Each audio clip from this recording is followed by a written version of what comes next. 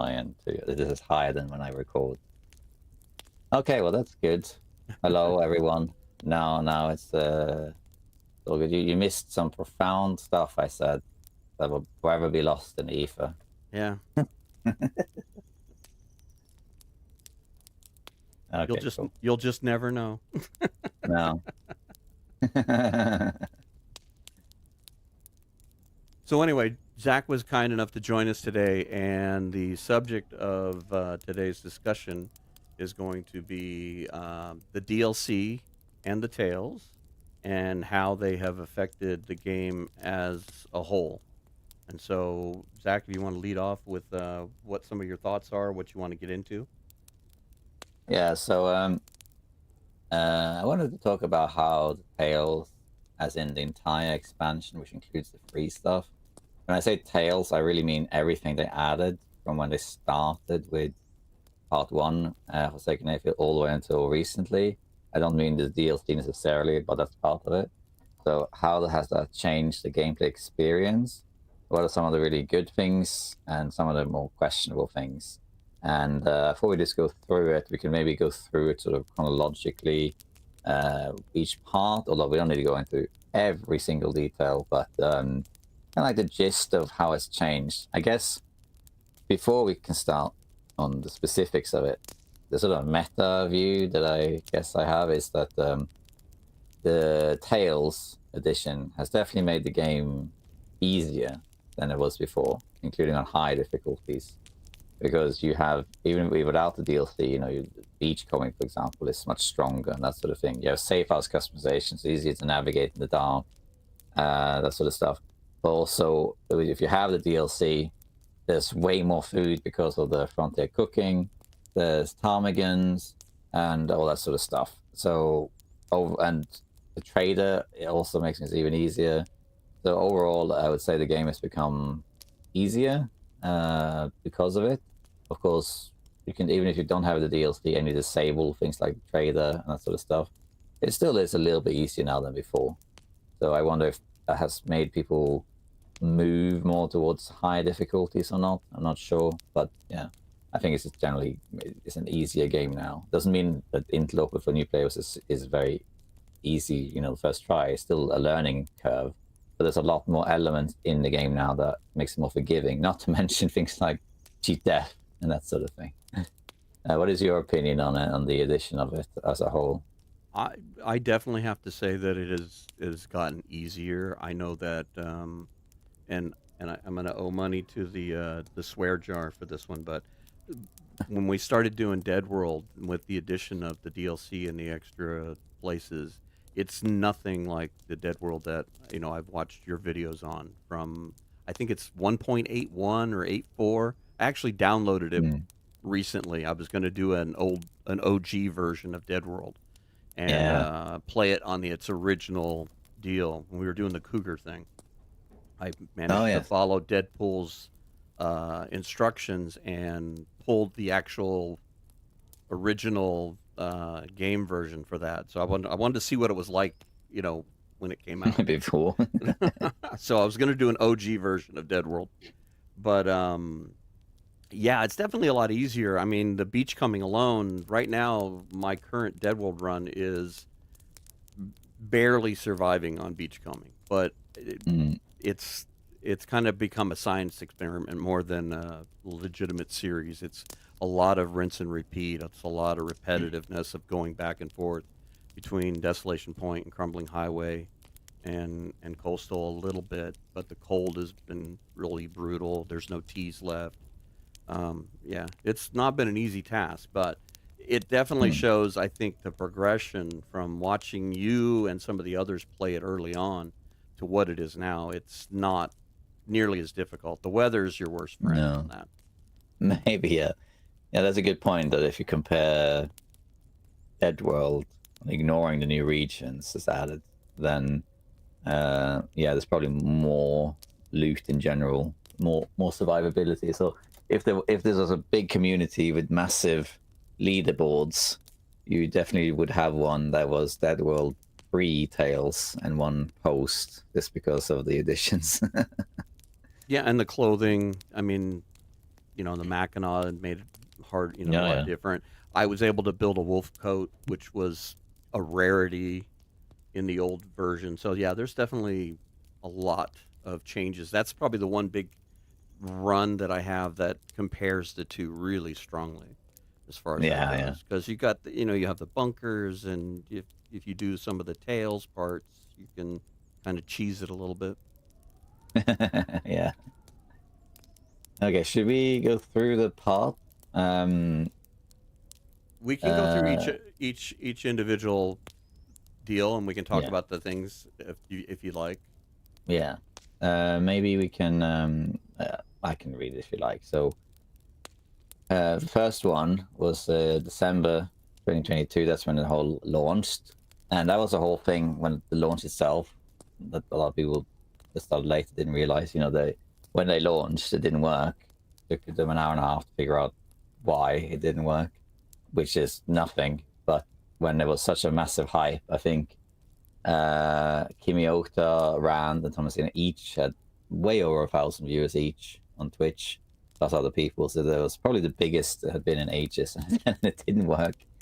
But they did fix it, and then they added, of course, the actual far range. So you got Forsaken Airfield and the Nectar regions. You also got new weapons, so the weapon variants, the rifles and bow and the lantern, of course, the glimmer fog and insomnia.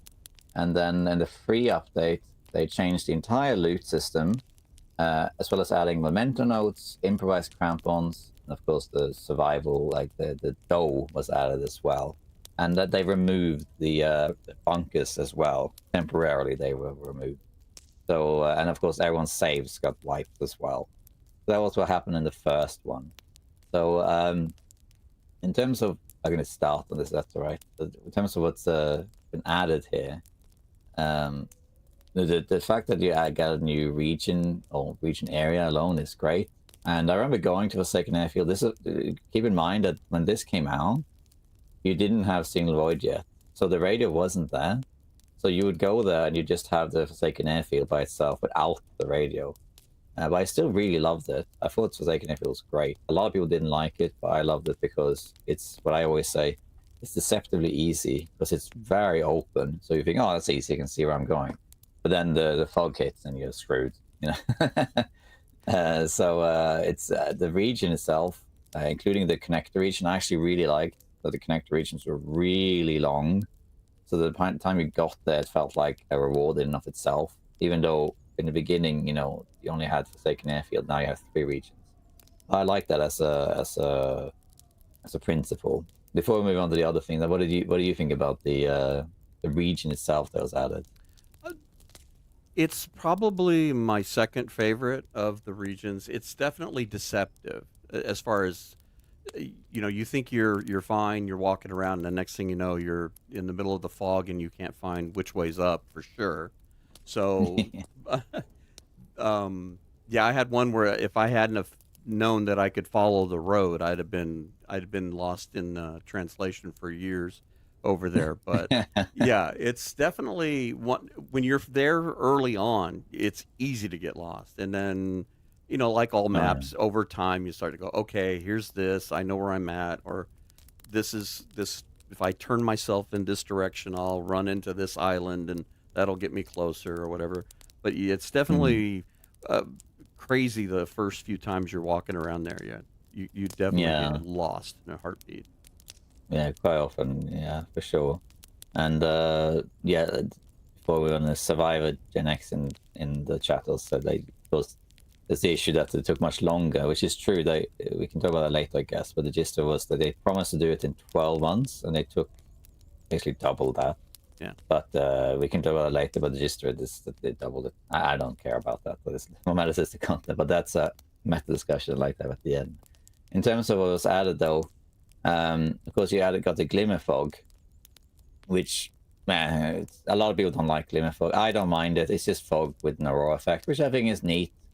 But what I don't care about is the insomnia affliction, because it's just all it really does is prevent you from sleeping properly. So if you go to Forsaken Airfield, even in the beginning, or you have it in all 3 regions now, and you get insomnia, you can only cure it by going underground, which I think in Forsaken Airfield was only in the basement in the hangar, and that would cure it. But if you didn't do that and you had insomnia and you slept, the only thing it really did was it basically, if you clicked you would sleep 10 hours, it would roll a die, and you could sleep 10 hours, but it could also, you could also wake up after like 30 minutes. But most of the time I was like, oh, who cares? I'll just go back to sleep. The only time that that was a problem was if you, say, had traveled or you had been in a struggle and you had low health and you wanted to sleep to recover health, then you couldn't do that. That's like the only time, the only thing that affected. But other than that, it didn't really impact anything other than that. So it was kind of like a non-issue. It's like, oh no, I got insomnia. Oh well, I got insomnia. I better just go back to sleep. Yeah.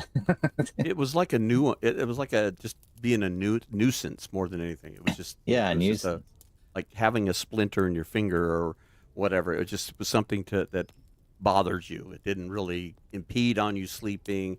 It'd have been different if it had been more like cabin fever. Like, okay, you can't sleep completely. Yeah. You know, it's like you can't sleep. You're tired and you're going to lose health. That might have been a little more powerful in that end, but yeah, it's just kind of more of a nuisance than anything. Yeah, I agree with that. And then they added, of course, the global the global resources were refreshed, so they changed all the loot. Which, if you played on Interlope, it didn't matter that much because they only changed certain things. A lot of the same loot were the same places.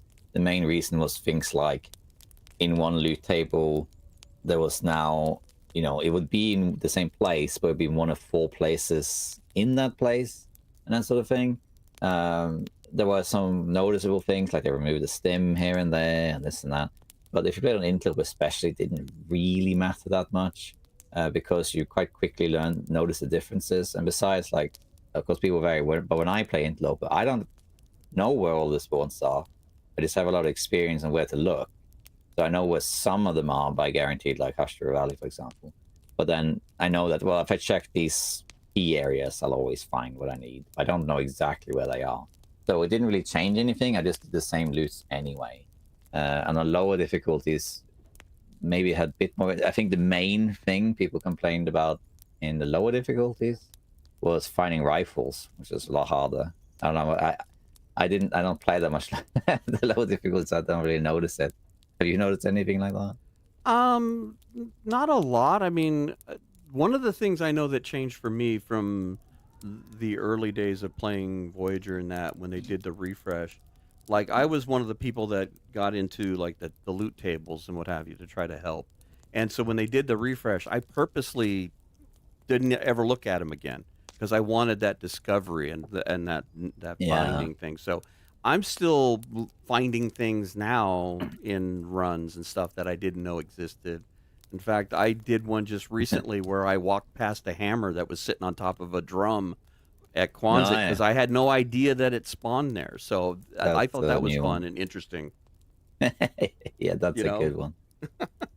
Yeah, I only look up the loot tables if I'm, say, making a video and I'm talking about something very specific and I need to know what I'm talking about. Other than that, I don't look them up. Yeah. Yeah, it was one that I was using before the refresh and that, and it you know, obviously made it easier in that, and it's kind of like now with the safe house thing, and I know we'll talk about that later, but it's like walking around in the dark or moving moving things out of the way. It's like you could probably lift this crate up anyway if you're a real human being. You'd probably be able to lift this crate up or tip it up to see what's underneath it. But so some of it I'm like, it's in the game, I'm going to use it. But yeah, it was nice that they refreshed all that stuff just to make the game more fun and discoverable again in that aspect. Yeah, that's true. Yeah, so and for anyone listening, in case you don't know, like there are loot tables for Interloper that specifies where all the high-end loot is, like hammers and hacksaws and stuff. If you in the past there was one made by Athenon and friends, but now the one of it's used is by Bashro, of course. But yeah, let's in terms of also other things that was added, like of course they added smaller things like the Doe improvised crampons. Not too fussed about that, but then they also added memento notes, which this is in the free update. That was a nice little thing, mostly because now you actually had a purpose in checking devices in the cars. A quick shout outs. Hello to Dunn. Hello to Independence History. Purple Petroleum. Elijah. Silent Shade. Welcome in. Yeah, we got 39 people watching now. Or listening, rather. Hello, everyone.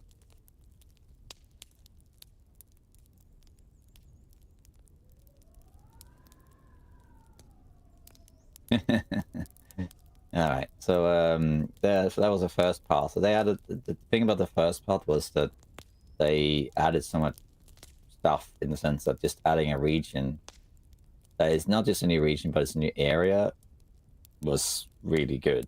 And then of course you had the variants, which I didn't really care that much about, except for Spelunkers maybe. And while the loot refresh, the main thing really with part 1 was just that there's a new region. Then that changed in part 2, which we can just go to now. If you just interrupt, by the way, Kirk, No, if you that's want fine. to. That's fine. The only thing I was going to say, the region that we didn't mention actually that came out with Forsaken Airfield is Transfer Pass and far the range Far Branch lane. Lane. So that was the connector region for all the new regions coming. So that's almost a map in itself. I mean, it's probably slightly bigger than Ravine. Yeah, I think so. They called it the hub early on, because that's what the screenshots were called, and that's a nice little area to relax in. Yeah. Okay, so in part 2, that's when this whole thing changed, when they kicked it up a notch, because in part 2, they now added signal voids. So they added the tails, actually living up to the name of the tails. So now you got the radio. And now you could get the towers around, you had to repair those. The bunkers you could visit, and they had canned corns and ham in them. So that's all great stuff. They also added some new clothing, like hockey jersey and all that stuff. The flight jacket, which was actually in Interloper in the beginning, but they removed it. And the tails also of note. The tails were not on Interloper when they released it. They didn't think that it was good, because part of the reason of doing tails was to get the loot at the end, which they didn't feel was very interlopery. But they after this 2 weeks, after massive, like, not backlash, but people commenting on, they added it 2 weeks later to interloper, and they just scaled down on the loot. It wasn't the same loot you got as rewards. So that was good. And then they also, in the free update, they added fire hardened arrows. The bunkers came back, and now they're improved, and there's one in almost every region instead of how it was before, where there was only really, they were found on lower difficulties in Mystery Lake and Pleasant Valley. Beachcombing became absolutely broken. They added acorns as well, and some other smaller stuff that's not really worth mentioning. So here is a bit more stuff, and the big thing here was the introduction of the tails, which continues being developed in the rest of them, and the radio. And I gotta say, I think the radio is fantastic, because it adds a whole new level to the game, that if you want something to do, you can do the tails. And the first one takes a long time to do, because of you have to go over it to find these bunkers. So you have this massive, if you want to do all 3, we are out now, it takes a long time to do all 3. And that's a whole journey in and of itself. But then in addition to that, it adds this extra element to the Aurora. So if you're out in the Aurora, you can pop out the radio and see, oh, I got a signal. Let's check out the supply cache. Now, in Interloper, the supply cache are basically non-existent. They're like, you find nothing in them. But on lower difficulties, you can find some stuff. So I thought that was a nice little addition, especially because you also have to repair the towers before it works. So it gives you quite a lot of things to do. It keeps you quite busy. So I thought that was a very neat addition to the game. And it definitely, like you said, it adds some depth to just the survival portion. It adds layers that weren't there before. And I know Toasty can probably agree with this. We've been talking about this a little bit when he was doing his story stuff, is that we kind of feel like this is kind of a test for what we might see in Black Frost, and where the story and survival are kind of blended together, and you can partake of the story or you can ignore the story. Same with the Tales. You can go to all these regions. You don't have to take the radio. You don't have to do any of it. There's a benefit. There's rewards for doing it, but you don't have to do it. And I think that's what we're going to see going forward when we start seeing Black Frost. Yeah, absolutely. I think it's a great addition, really. It gives.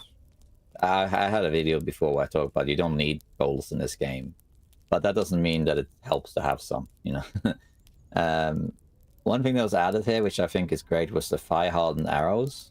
Now, at the time when that was added, it was a bit like, I guess, you use it to hunt rabbits, I suppose.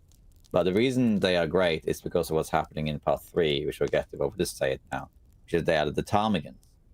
You really need fire hardened arrows to kill the ptarmigans, because if you use your regular arrows, the condition loss of using a regular arrow is the same regardless of what your target is. It only changes depending on what terrain you hit.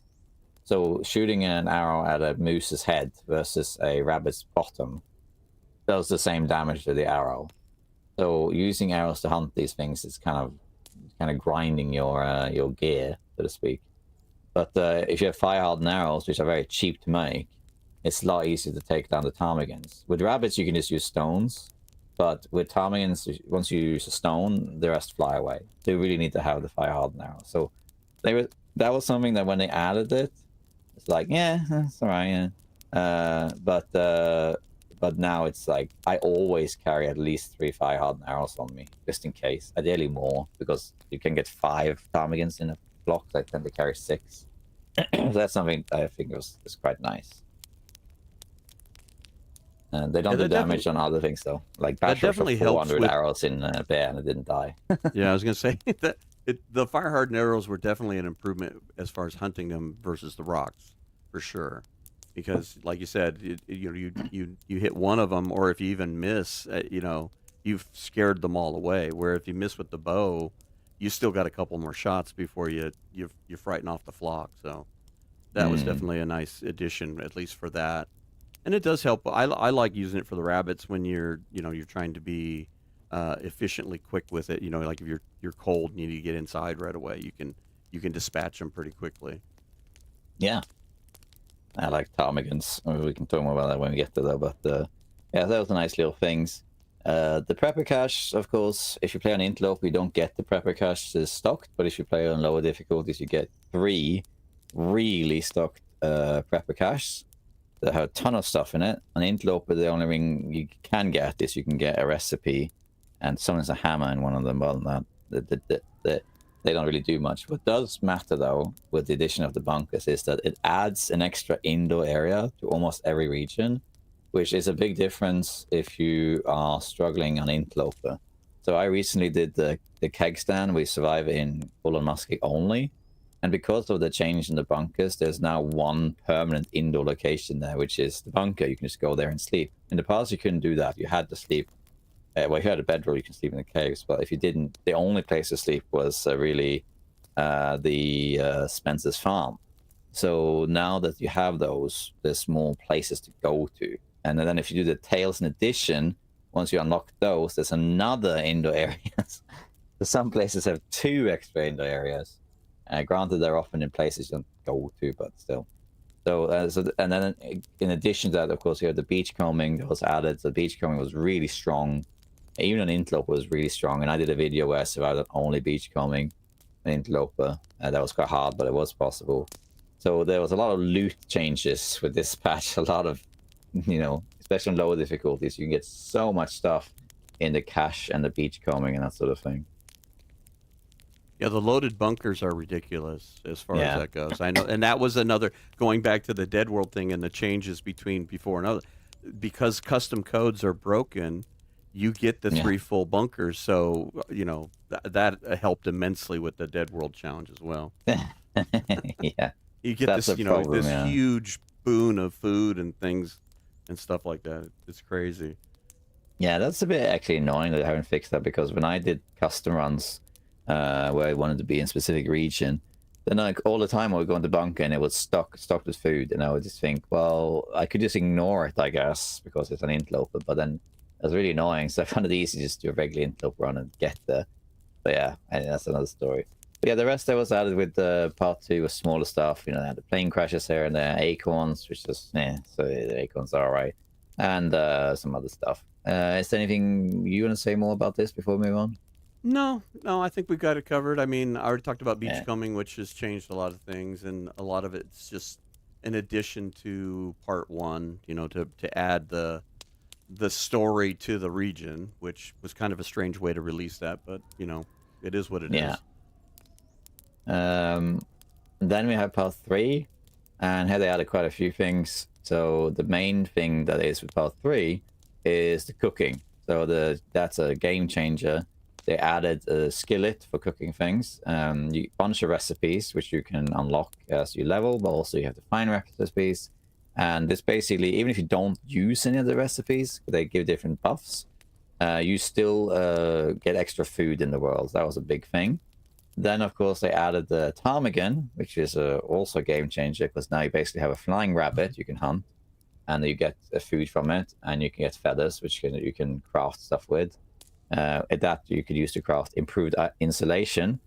That was a game changer. There were some new weapons and tools, like new revolvers and a flashlight and that sort of thing. You got to improvise down bedroll. The Long Dog Wiki actually says they added the gold nugget with this one, which is not true. That was already in Blackrock, so that's not true. Then we got some afflictions, but that's to do with the cooking. Then they added some other things. This is when they improved fishing.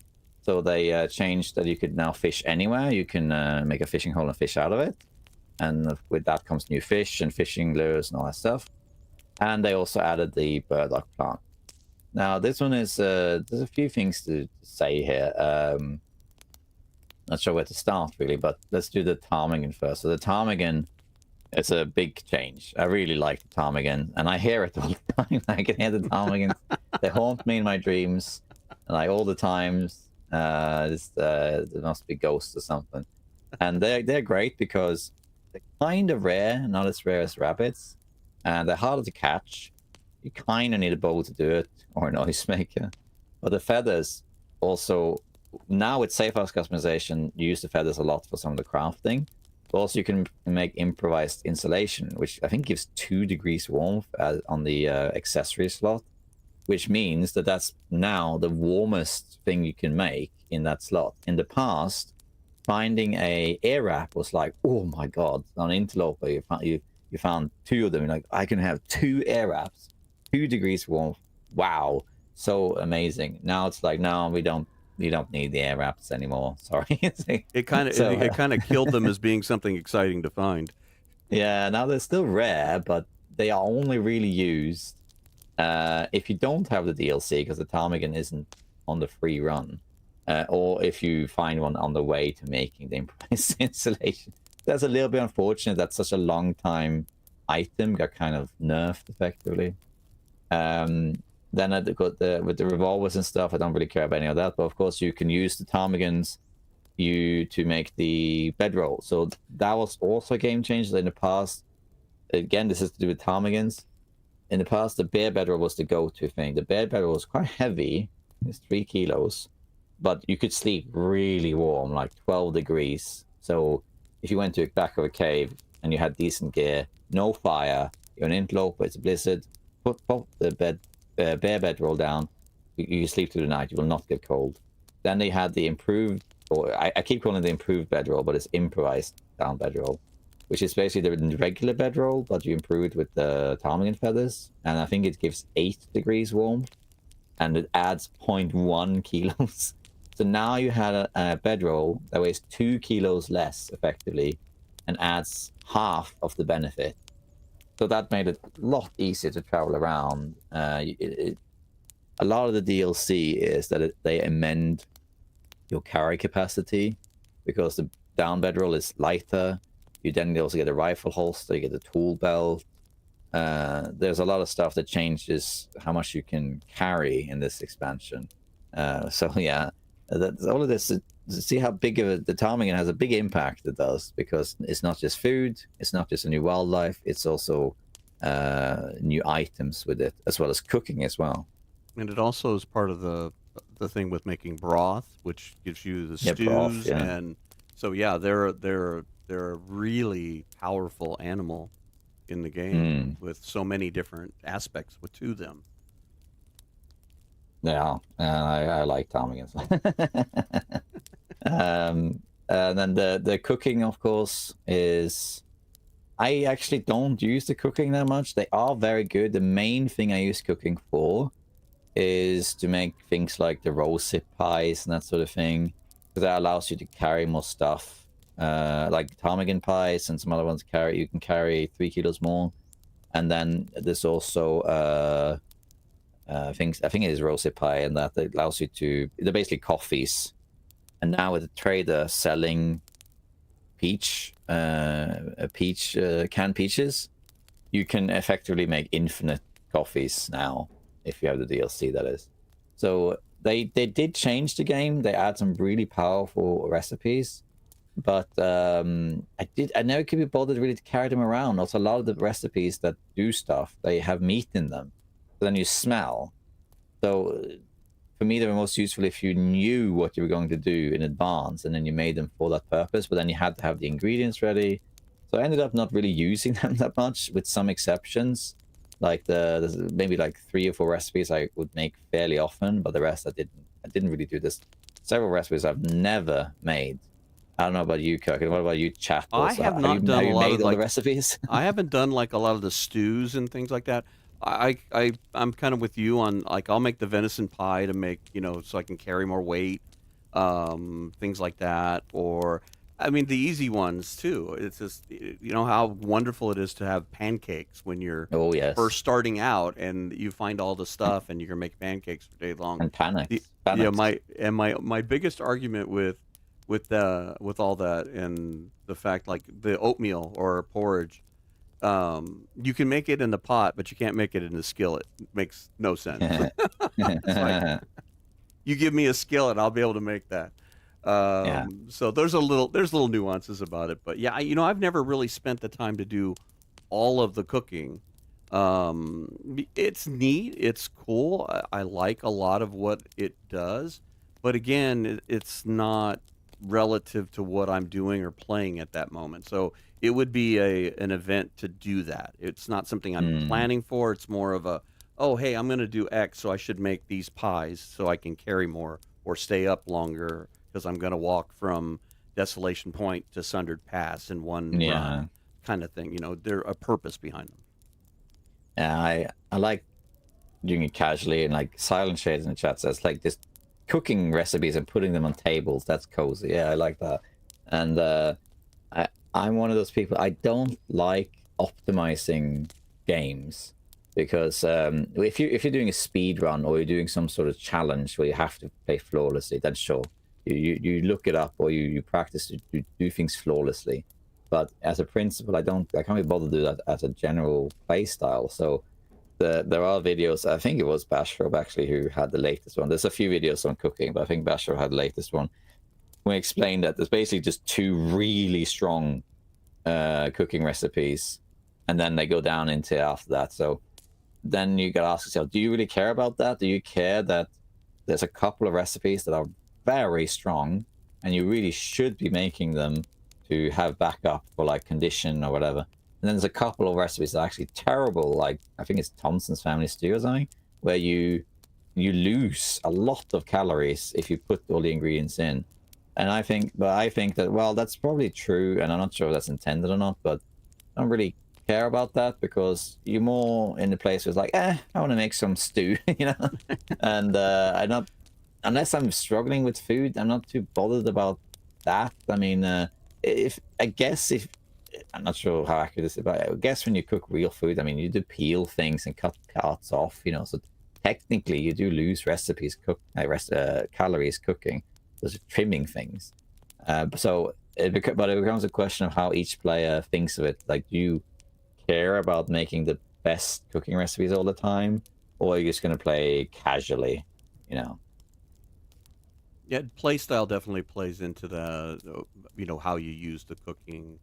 I think there's definitely things early on that are helpful, like I said, with the oatmeal and the pancakes and things like that. But some of the more complex ones, I guess Yeah. maybe if you kept some of it for like isn't there one of them and see, this is how much I know about it. There's one of them that actually heal you. and Yeah. stuff. Maybe that would be good to have the ingredients for that if you're going to go hunt the cougar. So you know that, Oh yeah. you could plan Yeah. ahead, something along that lines. But I can't see more than that. It's just you're doing the survival thing, and maybe this is again me playing Dead World too much. And I know I Yeah. do know how to play other things other than Dead World. I've got 2 other series running, so I used to carry one of those pies that restores condition, but I think they also have meat in them, and I couldn't be bothered to have it anymore. I was like, I just use a stim, So, but yeah. that's it. Ultimately becomes its own playstyle. It's interesting how the recipes themselves are not that big of a game changer. Same as the meat curing box and that. I have two. I barely eat the cured meat because by the time I get there, I just hunt more food. But they are better, but they're not. They're not essentially necessary, but they are better. Same with the recipes. They are very strong. They give you a lot of benefits. They are good, but you don't need them. What's the game changer is that you can find the ingredients for it. So once you find the ingredients, you now have the carrots you can eat, potatoes you can cook. You can use the flour in that just to make bannocks. So the fact that you can find ingredients for the recipes by default gives you more food in the game, regardless of whether you follow these like fancy recipes or not. I think that's the main impact it has on the game. I think I want to be able to make a deer steak and be able to add potatoes to it and make a big skillet dish. Yeah, that's true. Enjoy a really good meal. And then they also added burdock to this update, which is in at least one recipe. And I'm not too fussed. I was a bit surprised they added burdock actually, because it does the same thing as the mushroom. It just is an antibiotic.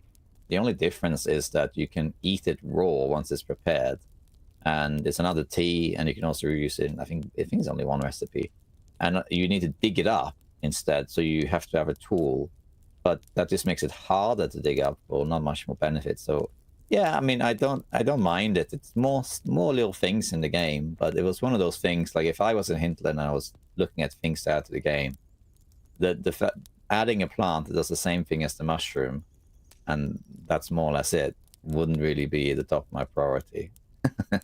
Yeah, it does seem a little redundant on that front. And Yeah. I kind of think that the cooking mechanism kind of is like the tails. It's something you can do. You don't have to. It's just another layer in the game. Yeah. Another layer exactly. to it. Yeah. Another layer. Yeah, that's exactly what it is. It's another layer.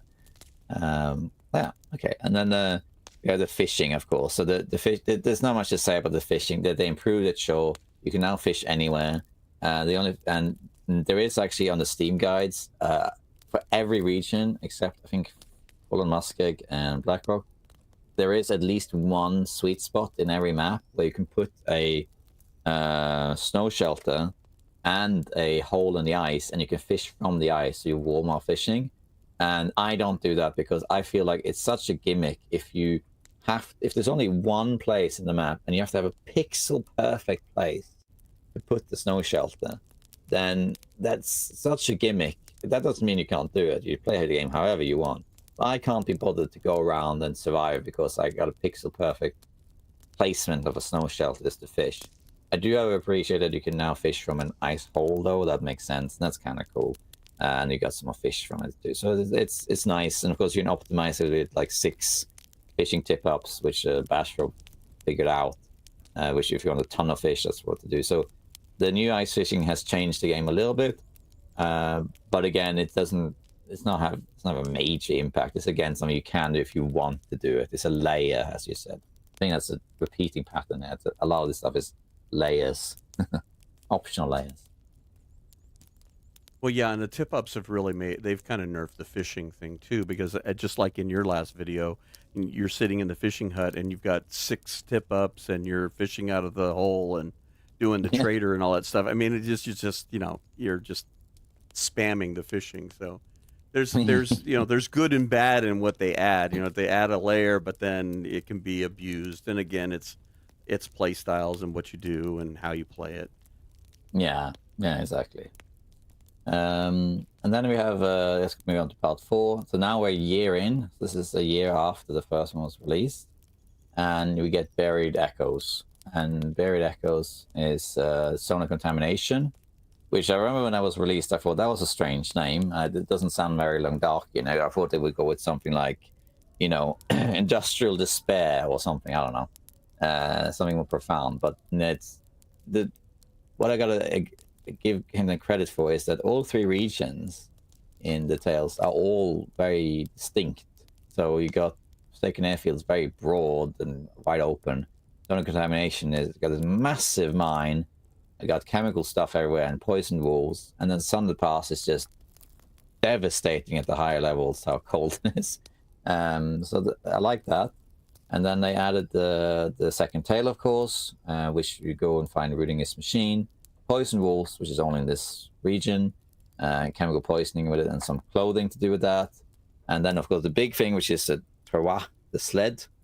And that's about it for that. And then, of course, they added Scurvy and the Thermos and the animations for the first person when they did harvesting and clothing. And then, yeah, that's about it, I guess. So here there's a lot of things that's like, yeah, very region specific in this one, and a few other smaller things. And then there's maybe, I would say, 2 really big changes, and that's that you can now see your clothes and the sled. That's like the 2 big ones, I guess. What did you think about this one and the Zone of Contamination and stuff? This is my favorite map out of all the ones in the DLC, and it may be partial to where I live in the United States. We are surrounded by a lot of these open pit mines. Copper's big here in Arizona, and so it reminds me of home in that aspect, except for the snow. But I really like the whole underground thing as being this huge labyrinth. I have a story that I've mentioned on here before about as a kid. We went to a place in Kentucky called Mammoth Caves, and it's a labyrinth the same way. And they did the thing where you go inside the cave and they turn all the lights off, and you can't see anything. You can't even put your hand in front of your eyes, and they light a single match, and you can see everybody's face in the room. And it's such a unique and spooky thing. So I have those memories of what that's really like, and going into the game and how dark it is and everything. Was one of my favorite areas that they added. I really like the Zone of Contamination. I need to put more time in there, and I think it added some of my favorite things to the game, as you know, as far as the travois and the insulated flask. This one was kind of I think the crescendo for all of the pieces that they added for me. And that's true. Yeah, the sled or the trail was a big one that people have been requested for a long time, and it is a game changer, that one. I always carry it around. It's useful when you're going to take a lot of stuff from one place to another, but the main use really for it for me is like if you hunt a bear or something and you have way too much food. In the past you had to go back and forth, and I just chuck it into the sled and drag it back, so that's great.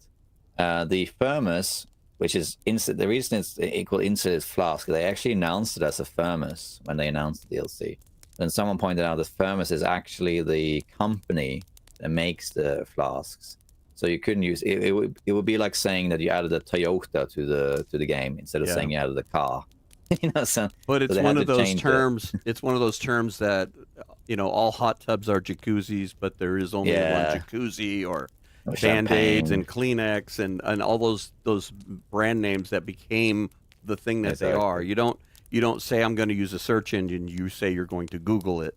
You know, that's same right. thing. So, brand names become the thing.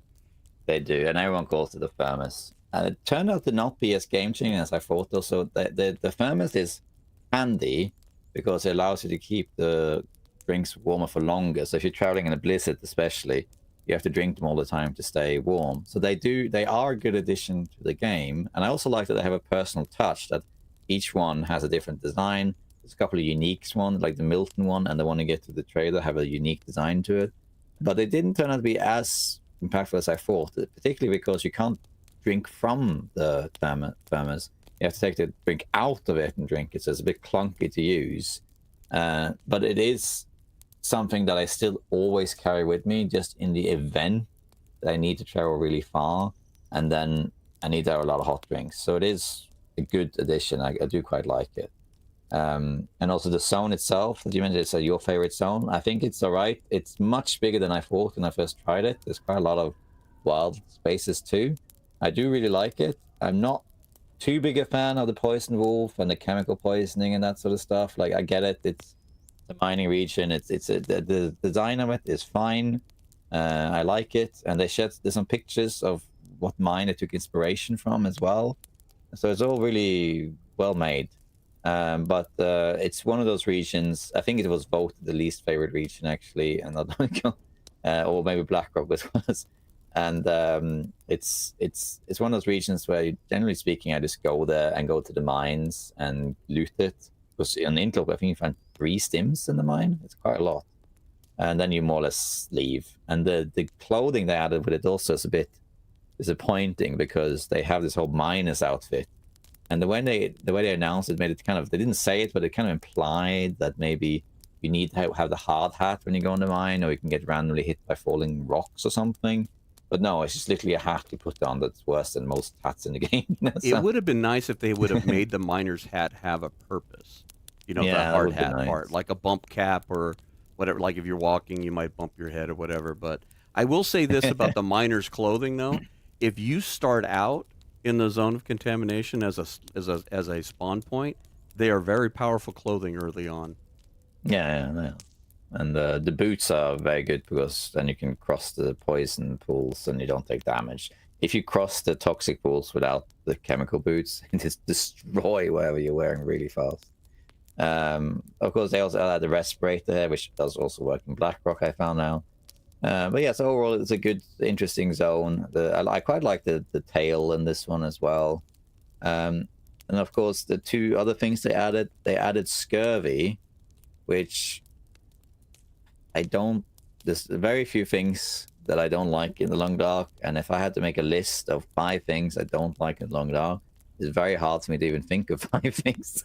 But one of them is scurvy. I don't like scurvy, because the problem with scurvy is the floodgates it creates. Because if you are going to add an affliction where you struggle because you didn't eat certain vitamins, then you gotta, well, why do you have that and not everything else, right? Why don't you have, say, rabbit starvation, for example? Exactly. You're opening a door where you have 1 specific vitamin is missing, but everything else doesn't count. Now, that being said, I understand why it's there, and I do appreciate it to a certain degree. I understand that the reason it's there is to basically prevent people surviving long-term by just regular hunting. They're forcing a long-term survival run to do fishing effectively, so that and the consequence of that is that unless you sit in coastal highway the whole time and just fish all the time, it forces variety upon the player, which is a good thing. So I do appreciate that. What it achieves is it gives people something to do. You suddenly, oh damn, I got scurvy. Okay, I gotta go fishing. Where can I do that? So you can get sudden change of plans, and I do actually like that part of it. But I just don't like what it represents. I think it's kind of odd to add that part and not everything else. That being said, though, I don't expect them to add like, oh yeah, vitamin K deficiency or something, you know. But it's kind of strange choice, I feel, to add that. Yeah, it feels weird to me. I do appreciate the consequence of it, but it's like strange. They cracked open the door to Pandora's box, and then now they can't close it. Yeah, yeah. And of course, then you had the you can now see the clothing items. That's cool. That's not necessary, but it does make the game more immersive. That you can now see your hands, and that it changes depending on what you're wearing. Even the coat you're wearing will change it if you're wearing, because sometimes you'll see the sleeves of the character. So that it's something small, but it does make the game more enjoyable. So I do like that. Yeah, the gloves do look good. The gloves look nice. Yeah, they do. There was an issue with the tactical gloves for a while. They looked really weird, but they fixed that now. Yeah. Also, they did also, I think it was here, that they changed the stress pistol animation, which I didn't like. I really liked how it was before. You had it kind of sideways. Now the way you hold it looks like it does in every other survival game with a flare gun, kind of like a straight up gun. I don't really like the look of that, but that's just me. Yeah, and I think It's really the one thing in this as we wrap up the part 4 is the first person harvesting animations. I think they should have made that toggable, kind of like the chewing sounds and a lot of that stuff. The motion of the way the camera goes on that is sometimes it can be disturbing. Sometimes it yeah. can whip you around a little bit, and I wish they could make that where you could turn that on and off. But other than that, I like that episode. Yeah, I think so too. I'm not sure, but I think they did change the harvesting. I have to go back and look at footage, but I believe, at least my impression was that maybe a month or two later, it wasn't as gory. That more of it happens off camera now than before. I I did think they email did him tone it down. about it, and they said, "Oh, we'll take it into account." So I think they did change it, but it was a silent patch, I think. Yeah. Okay. Let's move on to Last Horizon then. So this one, part 5, Last Horizon, was the one that I play tested. So I have a lot of experience with this one. So this one they added. This one is a lot to talk about, of course, but we'll see what we can do. Of course, they added the last region, Sundered Pass, and the last tail along with it. And this also included the Cougar and everything to do with that one. This is Cougar 1.0, along with everything that comes with the Cougar, like the meat and the hide and all that stuff. You also got new feats like Settled Mind and Celestial Navigator for completing the tails, and the Big Cat Killer, which has been discontinued. And then they added Misery and Cheat Death, and that is pretty much it, I think. And then they also removed the Cougar. So here, this one was quite controversial because of the Cougar. And I guess I don't know if we should talk too much about the Cougar, because that's been its own podcast, and there's been so many videos about it now. But the short of it is basically they added the Cougar, people hated it, and then 4 days later they removed it, and then they added it again in part 6. That's basically what happened in a nutshell. Yeah. Yeah, they need to put it back in the nutshell and let it ripen a little more. Yeah, I have some thoughts on how they can fix the Cougar to make it work. I mentioned in the last podcast I attended with you, but I think I'm not going to get into it because we'll be here all day. Yeah, it's a long and drawn out argument on that one for sure. Yeah, so the Cougar was added, but then removed. So I think it's better to talk about the Cougar in this next part. And then the Sundered Pass. And Sundered Pass is probably the hardest region in the game for me. So I done a blind playthrough of all the added maps. Forsaken Airfield was very easy to survive in. Sonar Contamination was hard, but it didn't take more than a couple of attempts to figure out, like, okay, you go here and you got it. But Sundered Pass was like, you basically got to get to the weather station to make that. If you're going to do spawn in Sundered Pass, an interlope, and survive, you basically have to get to the weather station to do that. And if you don't know where the weather station is, you're gonna die. It's really hard because there's a lot of, there's not many resources, and it's very cold. The higher levels get really cold. Now, unfortunately for me, because I was a playtester, I did a blind playthrough of Sundered Pass in the playtesting build, which I was allowed to do. I just couldn't release it until after the patch came through. But unfortunately, in that game I did, they hadn't made the cabins warm. So I would go into these cabins along the road, and I would just be cold in it. And then they patched it for the release. Oh, no, they're warm now. So That's those little A-frame survival cabins that you'll see in colder weather, right? Yeah. They're like little refuge. And I Refuges, came into, should be warm now. Nope. And then I think I needed 5 attempts before I managed to survive on the blind playthrough of that. But if I had warm cabins, I would have managed on the first try because I had a flare. Anyway, but overall, this region, my impression of people is that they don't dislike it, but they also avoid it because it's too hard. And I really like it. It's one of my favorite regions. I don't spend a lot of time there, but the reason I like it is because it's so challenging in terms of its altitude issues. I especially like the little touch. As you get high in altitude, you get very little wood because you're crossing the tree line, and that makes it really hard to survive. So that's something. It's kind of like its own little region. The game could just be this one region, but it's a good region, I think. You should only go there if you're prepared. Don't go there otherwise. Yeah. Don't go naked and afraid. No, don't go naked if it's stunned and afraid. It does not want. Oh, it will beat you up and spit you back Yeah. out. Exactly.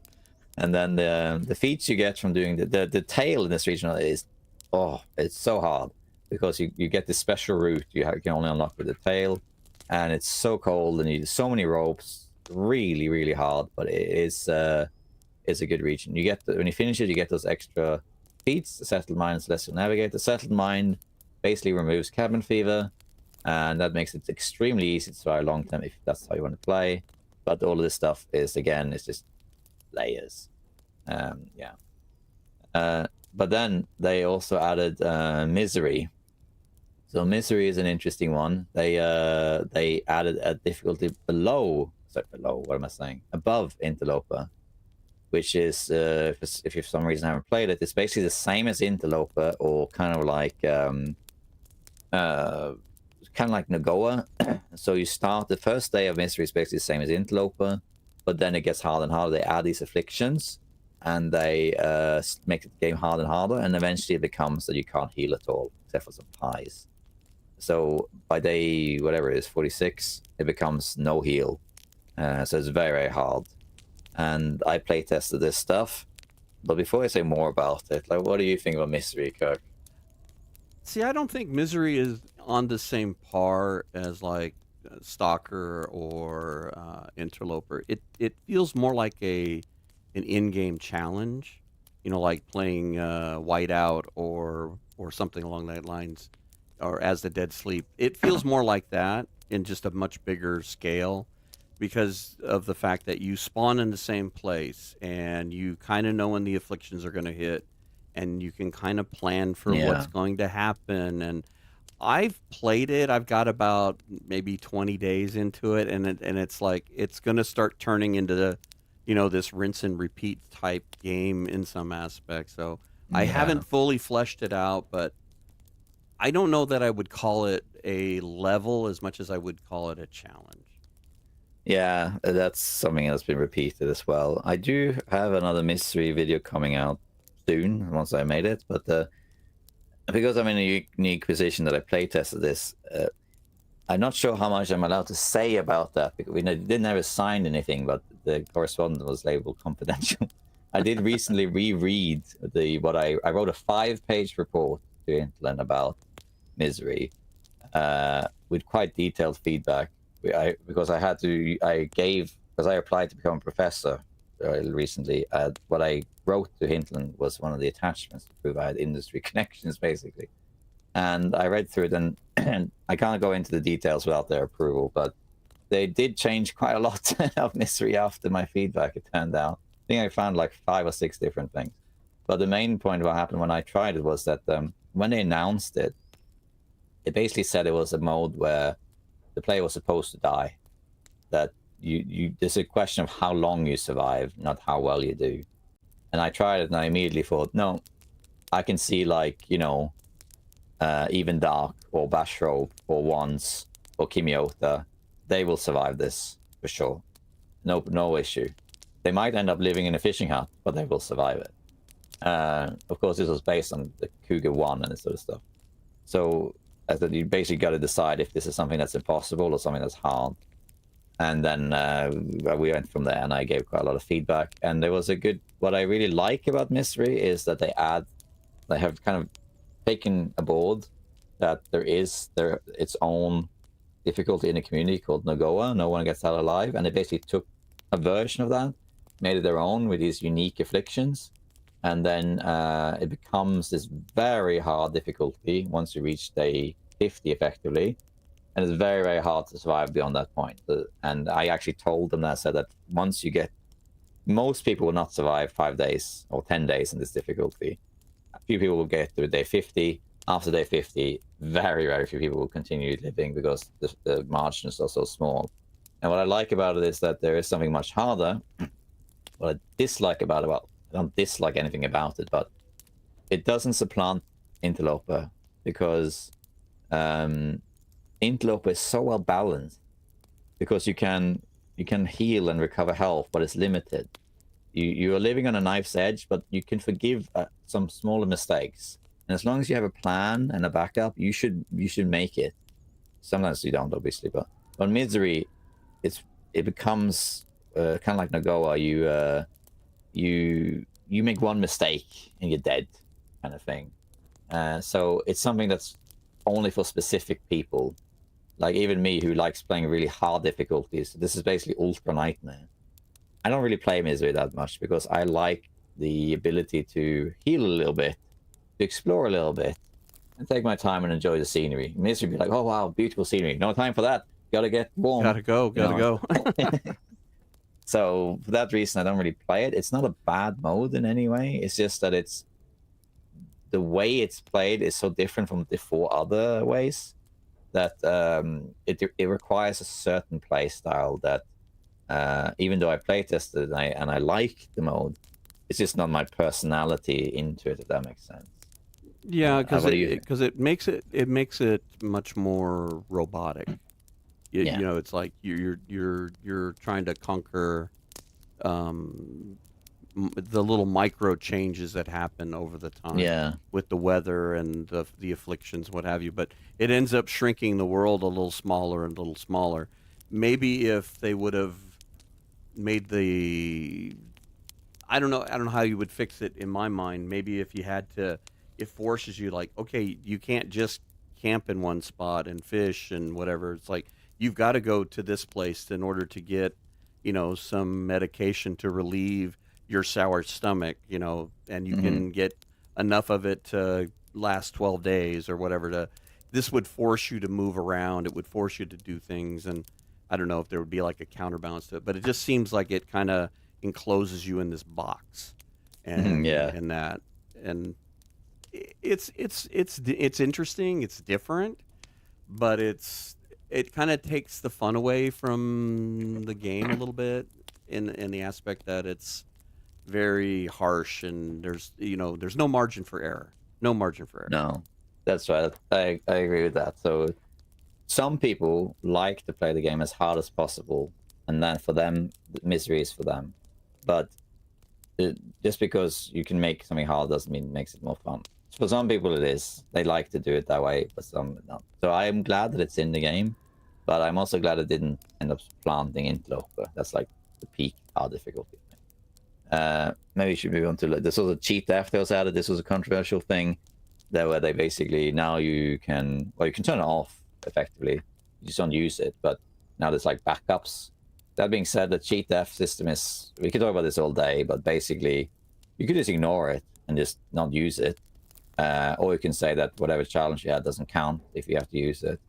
And also sometimes it's very hard. If you choose a immediate spawn, it's really hard. Like if you saw my keg stand video, spoiler alert, if you spawn and get a really bad spawn, you need to know exactly what to do.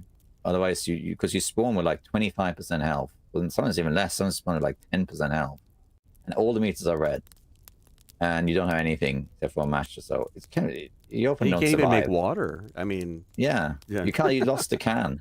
So unless you do the safe long distance thing, you're often just dead anyways. It's a neat system. It's a neat system, and I like I like the fact that they add it as a option. You can or can't do it. The same thing with the tails. You can or you don't have to do it. Same with the DLC and what the argument in the chat was. You know, you can buy the DLC or you don't have to. It's all choice, and I like the fact that it's choice. I like this choice. Yeah, you don't have to have the cougar. It's a choice. You don't have to play Scurvy. It's a choice. So I like that they've made it a choice. Yeah. There is an argument you can make that if there is a choice, then maybe it shouldn't be in the game to begin with. but in the end of then, what Long Dark does great is that it gives play a variety. People can choose how to approach the game, both within the difficulty they play and what difficulty and whatever mode they play. So it's good to give people freedom. Let's move on to part 6. So before it gets too late. Part 6, of course, re-added the Cougar, part 2.0. And again, I don't want to talk too much about it because then we'll be here all day. They added the camera, which is neat. The tail, the 4th tail, effectively, from the trader. And of course, added the trader, which added a ton of stuff to the game. There's even more of it now. And then, of course, they had a safe house, which was a huge thing, and wildlife refresh, which I'd been waiting for just because I didn't want to make tutorials with them being wrong. And then other things like achievements and whatnot. So here you have, this is basically the end of it. There are some things that came later that's not out yet, like visual enhancement came out now. Then you have Hunted Part 3 and some other stuff. But here we have, well, let's do the elephant in the room first. A Cougar 2.0. Again, I don't want to get into too much because there's so much to say about other cases, but they basically made the Cougar into a super wolf, where if you have level 1 archery, it takes 4 headshots to kill it. But it's alright, you know. It's okay. I wish the Cougar was something in between. I wish for Cougar 1.5, that's what I wish it was. But other than that, like, yeah, it's okay. I like that there's another animal in the game. It's very hard to kill. And you get very good rewards from it. But, yeah. And we'll make a little plug in this. If you go back into February, there is a nearly 2-hour podcast about this with Zach on Cougar 1.0, 2.0. So if you really want to know all those opinions, you can go back and watch that. Yeah, just turn your volume up because I was quite low on that podcast. But I did make a suggestion on how they could improve it. But anyway. And then the camera. The camera is neat. It's one of those things that's completely unnecessary, but adds something fun to do. Now you can, you know, frame pictures. You can take pictures. Why not? You know, it's fun. Why not? Especially for people who want more immersive stuff or make little stories, that sort of stuff. And then you have the fourth tail, which I haven't actually finished. I know what it is and I know how it ends, but I haven't done it myself. But the only thing really to say about that is it's a bit strange that they permanently remove one of the bunkers when you do it.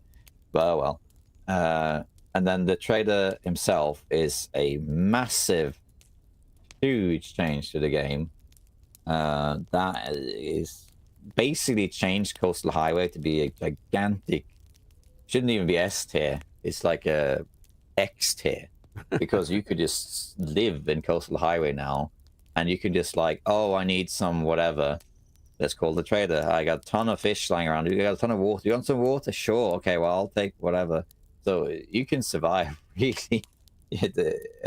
He also gives, as you level up, of course, he gives some really high-end stuff like caffeine pills, vitamin pills, heat packs, and all sorts of stuff. So he really changed it. He makes it a lot easier. Of course, some of you, it requires you being in Coastal Highway, and you got to get the stuff.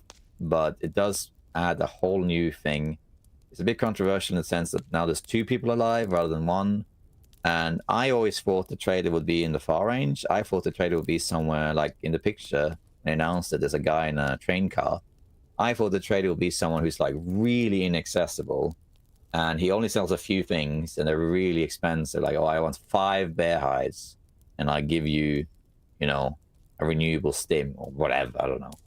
But instead, he's someone who eventually you can just rinse and repeat water and that sort of stuff. So he's not broken or anything, but he adds a lot to the game in the sense that if you have him enabled, you effectively enable infinite survivability, which was already possible, but he makes it so much easier because you can just get stuff. You can get matches from him, use those matches to light the fire, make a lot of water, and then use that fire to cook whatever you need to get more matches, and it's just infinitely looped. So yeah, it's a good addition though. I like it more than I thought I would like it, but it does make the game significantly easier as long as you live in Coastal Highway. Yeah, and I don't want to get too deep into that because I know we're talking about a lot of things here and covering a lot of stuff, but I'd like to see them tweak the trader a little bit so that it would force you to have to, because when you're doing his story mode, you kind of have to go explore. So it would be neat if some of the trades, maybe you had to go get ptarmigan feathers. That would mean you'd have to leave coastal. You know, maybe make it a little more cost effective in that aspect. I know the batteries were kind of a costly thing because there was so few of them, but they're so freaking heavy. It was ridiculous. So it would be neat if you had to go, like if you wanted rabbit pelts and there were no rabbits in Coastal Highway and you had to go into ravine or whatever, just to make it a little more harder. But it definitely adds some crazy overpower on some of that. Yeah. there is a old man spike that you should have a dock in Bleak Inlet, maybe. Yeah, arguably you could have one in each coastal region, but yeah, there's a lot to say about the trader for better or worse. But in the end of the day, he's in the game. And yeah, maybe we should just move on because we're running. Then we have safe house customization. This is a major one. I think this is probably, by my public opinion, I would guess it's probably the best addition to the game, because a lot of people like bases. Long Dark's like one of the only survival games where you can't build a base, and now you still can't build a base unless you have the architect mode, but you can customize your interior, and that's nice actually. Like, I wasn't too bothered about it, but then I started doing it and I couldn't stop doing it. And it's nice actually to have the ability to make the interior your own, moving chairs around, building things, storage better, your meat as well. Sure, it's not necessary, but it's nice. It's nice to do it, you know. I like it that you can take and make a workspace more your own.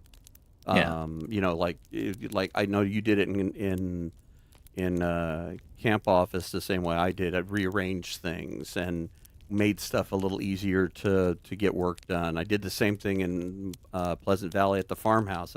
I took all the furniture out of the living room where the fireplace is, and I made that my workspace and had a place for all the things. And I put a bed downstairs so I didn't have to go upstairs. And that part of it was nice. I haven't quite got into the whole decorative part of it, although we did use it for the podcast thing. That did come out nice. Yeah, that looks nice. I like that. It does also make you more aware of wood than the past now. And if I play Interloper, I was just like, oh, see the wood, fir wood. Yeah, use it. Just light the fire with it. Now it's like, oh, well, you know, I'm going to need that for crafting because on the Interloper, you know, it's too cold. You can't, generally speaking, go out and get the wood you need to craft stuff for safe house. So you got to actually it's much harder. You got to use your warmth for it. So that becomes a bit more, there's an actual resource now in Interloper, at least. They kind of gave it a purpose where before it was a risk reward thing. So now there's more reward to the risk. There is, and also some of the stuff you can craft. Of course, you have the meat curing box, which is nice, but the bearskin bedroll, the bed is absolutely broken. Holy crap! Because in the past, for those of you who don't know, on Interloper, the most you can heal if you slept. You could sleep 10 hours at the most and you get dehydrated. Is you healed 32% was what you healed. And then you had to wake up. And if you had a herbal tea or birch bark, obviously you healed more, but that's it. There was a how much you healed also depend on the bed. So if you slept in a really bad bed, like a feather bed or a leaf bed in a cave, I think it was -5%. Some things were even -10%, I think. So you can only heal like 25% or 27%, that sort of thing. But then there was a magic bed, which was Trappers. The Trappers bed is the only bed that's different from every other bed in the game. If you slept there, you got 5% more, so you would heal 37%, I think it was. It wasn't 42, I think it was 37%. This is all tested by Ruak Korf. I never made a video about it, unfortunately. I said I would, but I never did. Anyway, that was like the bed to heal in. Now you have the bearskin bed, and what that one does is it doubles the healing. So on Interloper, you can heal 64% now in a 10-hour sleep, which is insane. So if you go out and you get in a wolf struggle and you survive 10% health, sleep one night, be up to 70 plus, basically healed it off. On lower difficulties, this is already the case. Like if you're on Stalker, or especially on Voyager, you have 5% health, and you go and sleep for 12 hours, you basically heal all the way up. Interloper, you would need 2 or 3 days to do that, depending on your situation. Now, if you have the bear bedroll, granted it takes a lot to craft it, but if you have it, boom, it really heals you. That being said, when I built it, I forgot to sleep in it. But oh well. It's a piece of furniture. It's not meant to be used. Yeah, you don't use it. It's like antiques, you know. You don't actually use it. But yeah, it's a nice thing. I like it. It's nice people can make it their own. And then of course, sorry. No, I was gonna say Nocturnal Druid said he wanted a bearskin bed in real life, and I feel you, man. At my age, it would be nice to be able to heal 70% overnight. Oh yeah, that would be nice. I'm turning 40 this year, so I would like one too. And then we have the global wildlife refresh. That's the last of the big thing to talk about, really, I guess. It's not that much to say about it, but basically they changed all the wildlife. I say all of it. Most of it's still the same place, but there are some changes. I was really hoping this one will come earlier because I was really reluctant to make tutorials about the game and then say like, oh, go this route, and then they do this, and oh yeah, don't go that way because now there's a bear there. So I was hoping this would come early, but it didn't. But I understand that it came late because they basically needed the cougar in the game to change it. But overall, it's not a big deal. Like, I haven't tried to learn the new spawns. In the past, I could tell you every single wolf, every map, where there's a wolf. Now there's a few I don't really know. I just have to figure it out as I go along. But it doesn't mean anything because you want to be prepared regardless. The main things has changed. The stuff like there's now a moose outside the camp office. There's a wolf on the summit now. That's crazy. I can't believe they did that. But fortunately, the indoor wolves are untouched, I believe. But overall, yeah, it's the only main change this did really. I mean, they did change a lot, but it doesn't really impact the game. You just gotta play it as you would normally and just get used to where things are. The only major thing that really changed was that they now have timberwolves rotating. A lot of people didn't like that.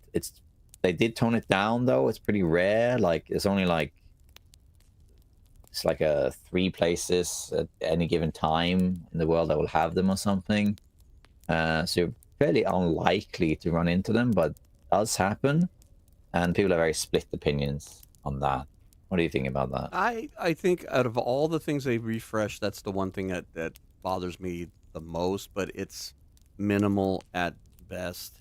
I do like the fact that you bump into things like bears and moose and things like that you didn't expect. Because I'm still learning all the places myself as I play, games with animals in them again. So I think it's fun. It's surprising. It's always good when you're recording to be startled by something. So it's always a good moment.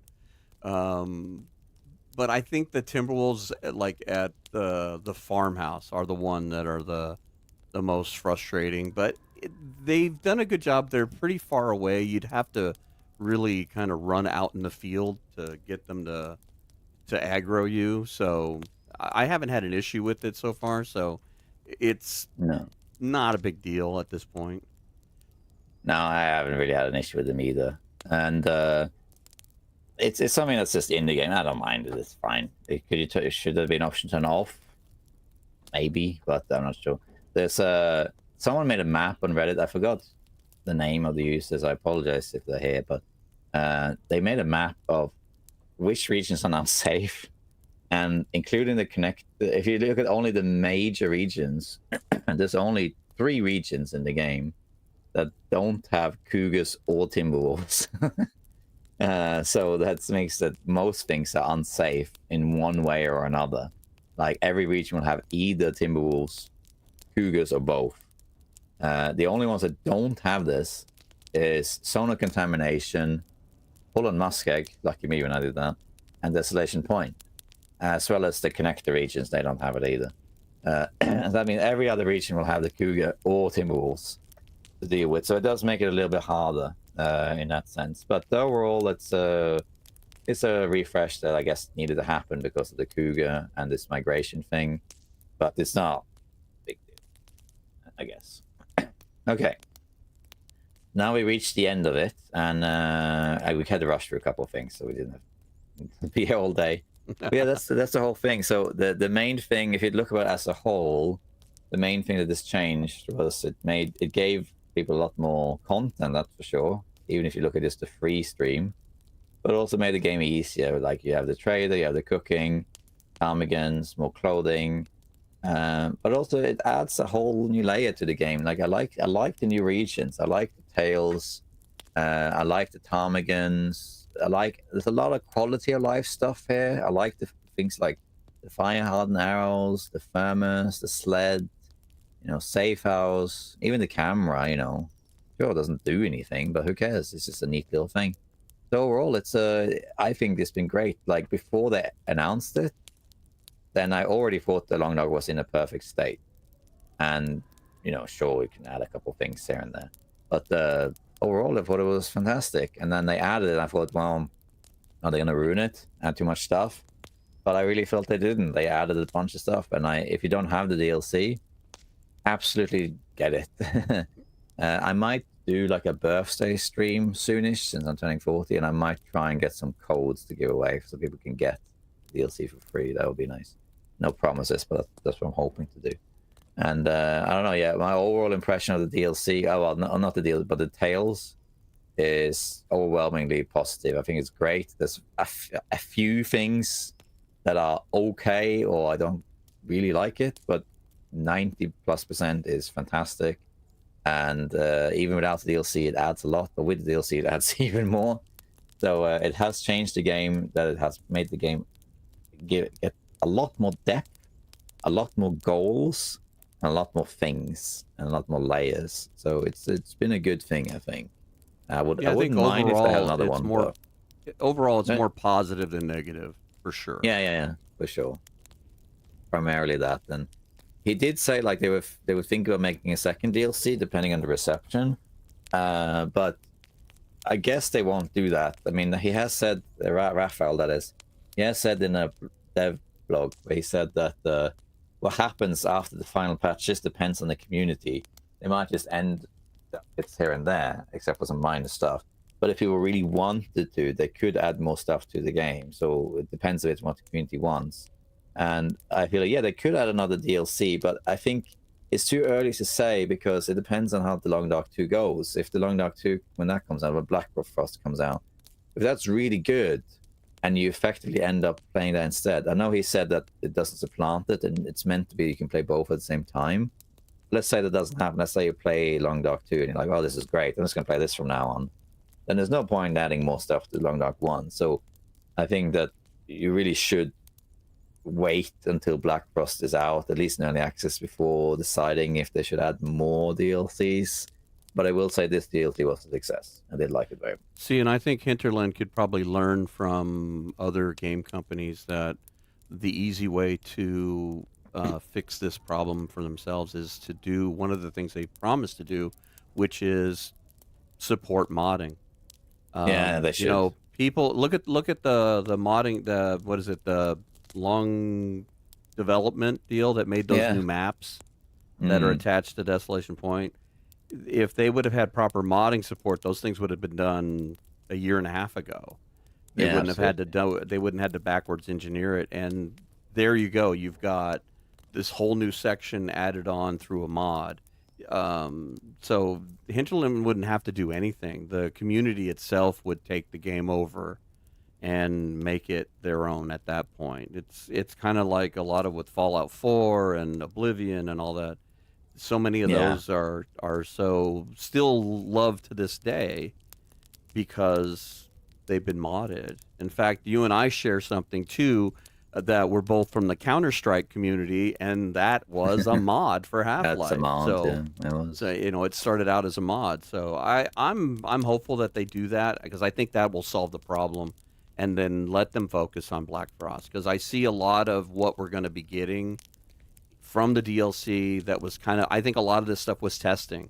See how the community responds, see what they like and they don't like, and that's how they're going to push forward with Black Frost. So I think we're going to see a lot of the things that we love about this going forward, especially safehouse customization. You kind of see that in some of those pictures that they show where one of the rooms is completely frozen over, then later you see it where it's all customized by who's living in it. So there's a lot of hope and stuff. And like, I know we had a gentleman in here who was kind of being a little bit of a difficulty for chat, and I appreciate everybody putting up with that. But a lot of people have opinions on things. They get upset when teams do DLCs and all that stuff. And, I've seen other comments in some of my videos and stuff, the same thing, and people get upset about it. And it's like, everybody has an issue when companies do this, and so it's their personal opinion and whatever. But nevertheless, I can't say enough that Hinterland, at least, even though it took them 2 years to put DLC out, they still followed through on it. They're still following through on their episode 5. And I've said this before because I'm an older gamer. If you really want to feel disappointment, go play Half-Life, Half-Life 2, and get to the point where you reach that last episode and it's a cliffhanger and they haven't made it yet. Yeah, that's right. You want to talk about disappointment, so. Yeah, they might do that because they retconned it with Alex, but they may, I don't know. But yeah, it's that's the thing that we talked about in the beginning, where they, about that they took longer, and I don't care about that at all. So they announced it was going to be 12 months, and then I think after part 2 came out, they had a dev diary where they explained that they weren't going to be able to do it because it would be too rushed. And I made a video about that where I basically explained that, like, well, so what? I mean, I'd rather wait and have quality. And one thing about the DLC or the Tales is that because it took so long, it took 2 years plus, it gave you something to look forward to for 2 years, right? So now that's over. You don't have that anymore. But in the past, you had 2 years of basic excitement. Yeah, they're going to add whatever. There's something coming. And for the next 2 years, they're going to add stuff. But now that's kind of done. There are some stuff to be added to the Hunter Path 3, and mod support, custom improvements. There's a few more things they have said they're going to do, which they will eventually do within the next 2 years or something like that. We used to read the dev diaries with bated breath. That's, oh, what are we getting? Oh, what are we getting? It was like kids on Christmas. Exactly. So that's over now. So I really like that whole experience. And my road to Power in the Days is also a journey through the editions, because that one started when part 1 was out, and now it's in part 6. So it's been interesting to see, including some things that didn't work out and had to patch it, this and that. So it's been a nice little journey. I really like the Tales. It's been amazing to be part of it. I was also very fortunate to be a playtester for one of them. But it's been a cool thing. I really liked the whole Tales experience. Like you say, the positives far outweigh the negatives. The fact that it took longer doesn't matter. That meant that we get to live in the zeitgeist of the Tales for longer. And we had more to look forward to, and we got better quality stuff. So I'm not bothered about that at all. Who cares? But I understand why some people were upset about it, because maybe they had a plan to play them often. But in the end of the day, final words before I go and see how the baby's doing. I really like the Tales, the whole thing. DLC is absolutely worth it. Without the DLC, still very good, but it's just a really good addition to the game. There are very few negative changes to the game as a result of the Tales. And it's overall made the game better, which I didn't think was possible because it was already very good. But they've added so much stuff to it that it's it's a very, very good addition to the game and a nice experience to have been part of. Yeah, and I think as far as the money spent to buy the DLC was money well spent. I think you got good value for the dollar. It's not an an $80 US dollars, that is, AAA game that you don't know is going to last for a month. This is a game that's 10 years old, and they're still making it fun to play. So, yeah, exactly. So unless everybody's got any quick questions, we're going to probably try to wrap it up. We took a little longer than normal, but there was a lot to cover in the DLC, so yeah. Time well spent. Yeah, it was great to talk about. I've been meaning to make a video about it too, which I probably will at some point. It's really added a lot to the game, so it's very happy with how that worked out.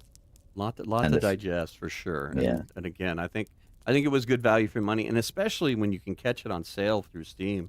That is really good work, value for money.